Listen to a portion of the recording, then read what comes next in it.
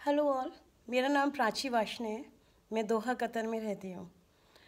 2009 में मेरे हस्बैंड की डेथ हुई तो मेरे बेटे ने मुझे बहुत कोऑपरेट किया।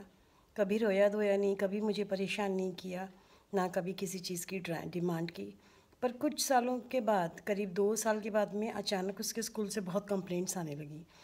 और उसकी टीचर्स अक्सर मुझे फ़ोन करके कहती थी होमवर्क नहीं करता, आप चेक नहीं करती, और बच्चों को परेशान करता है, क्लास में बहुत ज़्यादा बोलता है, दूसरे बच्चों को बुली करता है।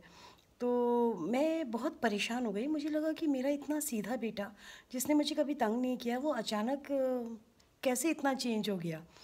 यहाँ तक कि मेरी बेटी जो है उससे काफ़ी 5 साल छोटी है, तो अपनी बहन को भी चीखने चिल्लाने लगा, काफ़ी परेशान करने लगा। और साइमल्टेनियसली मैंने देखा कि उसके साथ के जो बच्चे हैं वो सब भी अपने घर में काफ़ी कुछ इसी तरह का व्यवहार कर रहे थे। या तो वो बड़ा हो रहा था और मैं उसकी प्रॉब्लम समझ नहीं पा रही थी, या मैं अपनी बेटी को ज़्यादा ध्यान दे रही थी। पर काफ़ी हद तक मैंने ये नोटिस किया कि मैं अपने बच्चों की लाइफ में ज़्यादा इन्वॉल्व नहीं हूँ। तो धीरे धीरे मैंने अपना पैटर्न चेंज करना शुरू किया, लेकिन कोई फ़ायदा हुआ नहीं। तो मैंने इंटरनेट पे सर्च करना शुरू किया, क्या इसको पुबर्टी प्रॉब्लम है, बिहेवियर थेरेपी की ज़रूरत है। पर कहीं से भी कोई भी ऐसा लिंक नहीं मिला कि जो कि मुझे लगता हो कि हेल्पफुल था मेरे बेटे के लिए। तो एक दिन अचानक कुछ उसका प्रोजेक्ट का काम था, तो वो अपने कमरे में प्रोजेक्ट का काम कर रहा था। सॉरी। तो मैंने सोचा कि चलो मैं इसकी हेल्प कर देती हूँ। तो प्रोजेक्ट उसका निपटाया, फिर बात करते करते मैं उसके पास ही सो गई। उनका चलो ठीक है। तो ऐसा 2-3 दिन चला तो मैंने अचानक नोटिस किया कि वो काफ़ी शांत है, कुछ बहुत ज़्यादा रिटेलिएट नहीं कर रहा, चीख चिल्ला नहीं रहा अपनी बहन को, और मुझे भी ज़्यादा तंग नहीं कर रहा। फिर मैंने धीरे धीरे अपने बच्चों के साथ में एक पैटर्न बनाना शुरू किया, खुद का पैटर्न। दिन भर तो मुझे टाइम नहीं मिलता घर के काम में, और यहाँ पे हाउस हेल्प तो है नहीं, तो किचन का भी रात को क्लीन करके सोती हूँ और काफ़ी काम होता है। तो रात को जब मैं सोने जाती थी, तब मैंने अपने बच्चों के पास सोना शुरू किया। मैं रात को 2 घंटा दोनों के पास में, बीच में मैं सो जाती हूँ, इधर उधर मेरे बच्चे। मैं उनसे अपने पहले मैंने अपने बारे में बताना शुरू किया।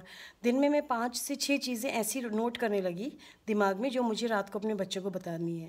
कि नहाने जा रही थी, पानी ऑन किया, तभी किसी का फ़ोन आ गया और नल खुला रह गया।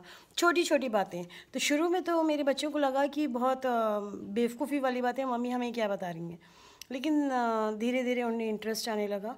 और आपको यकीन नहीं होगा, 1-2 हफ्तों के बाद में उन्होंने मुझे ओपन अप होना शुरू हुआ किया कि हमारे स्कूल में ये होता है, हमारी मैडम ये करती हैं, मेरे साथ में वो बच्चा मिसबिहेव करता है।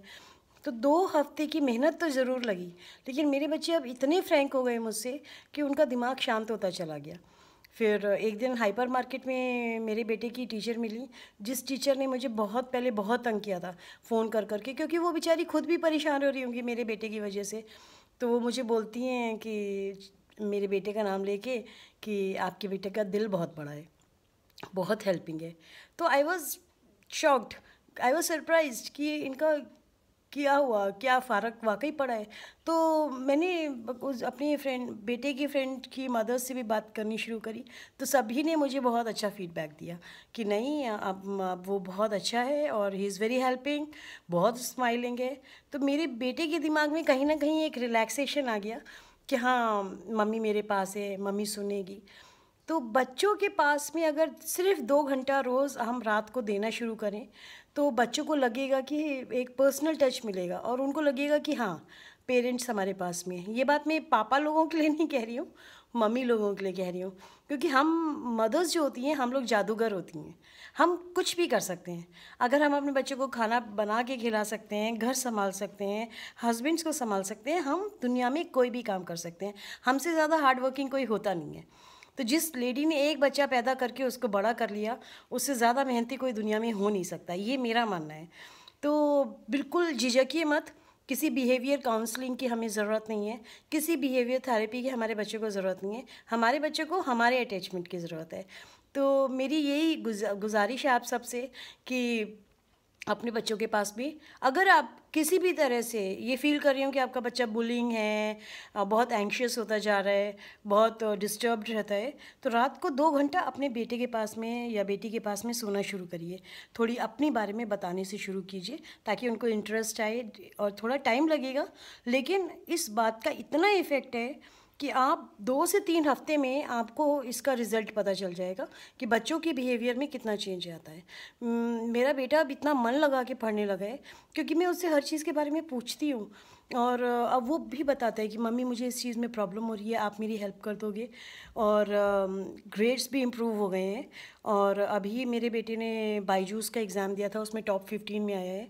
फिट्जी एंट्रेंस भी क्लियर किया है। तो ये सब इसलिए हुआ क्योंकि मैंने अपने बेटे को टाइम देना शुरू किया। अपने बच्चों में बिल्कुल भेदभाव मत करिए।